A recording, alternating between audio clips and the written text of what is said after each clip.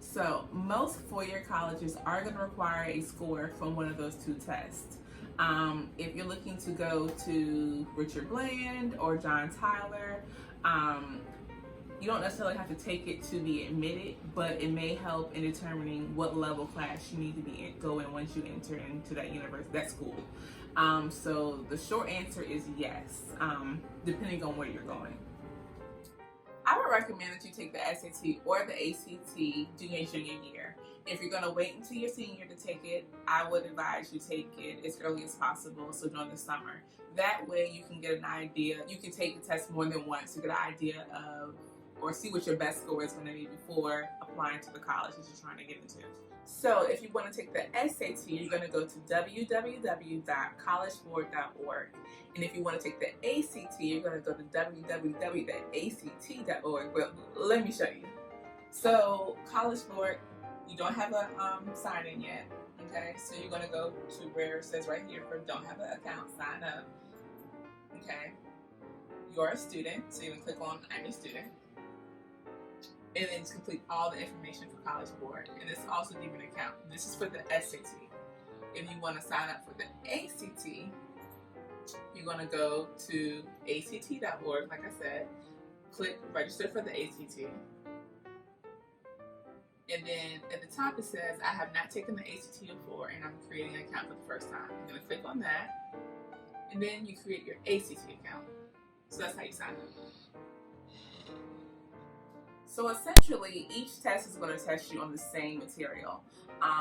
There is a difference in the delivery of how the questions are asked. So I would suggest you logging into the websites that we just discussed and taking some practice tests just to get an idea of how the delivery is given, how the questions are delivered. But please keep in mind that there is a science portion on the ACT. So if you're really, really strong in science, you may benefit from taking that test, but essentially it doesn't matter. Honestly, there is no real preference here. This is a personal preference, but to make an informed decision, I would encourage you to visit the school's website in which you are applying to get an idea of what their admission requirements are. So if you want to study for the SAT and the ACT, well, I'm not going to say one because you definitely need to study to prepare. So when you start preparing for the ACT, you will go to www.act.org, and then you're going to scroll all the way down to the bottom of the page where you see official ACT Live online class powered by Kaplan. This link is going to lead you to a team of teachers that show students what to study and how to prepare for the ACT. You'll also notice a lot of other resources, so you can pick what's best for you, but that's the one that I would encourage you to utilize.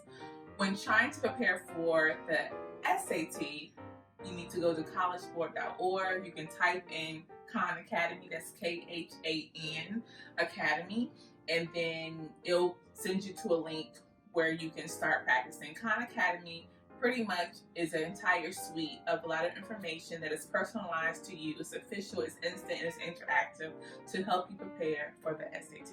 So yes, the test can be a little expensive, I know. Currently, the SAT is $52 and $68 if you want to take the essay component. For the ACT, the price has gone up to $55, and if you want to take the essay along with it, it's going to be $70.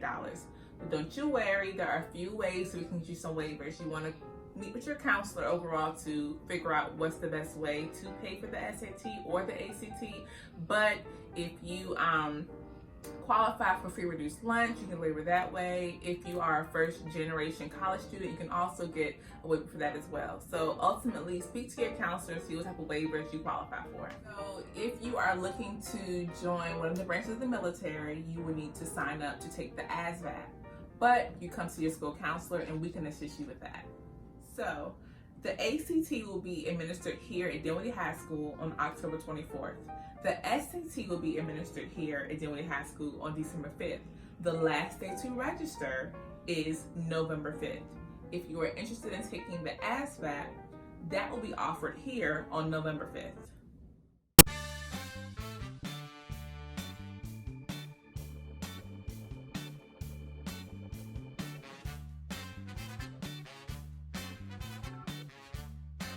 Although some schools are saying that they are test optional, when it comes to trying to obtain different scholarships, more importantly merit-based scholarships, an SAT or an ACT score isn't a requirement. So I would encourage you to still take the exam. Also, here at Dinwiddie High School, we have the Abrams Thor Scholarship. And one of the requirements of that scholarship is to have an SAT or an ACT score. So yes, take the exam.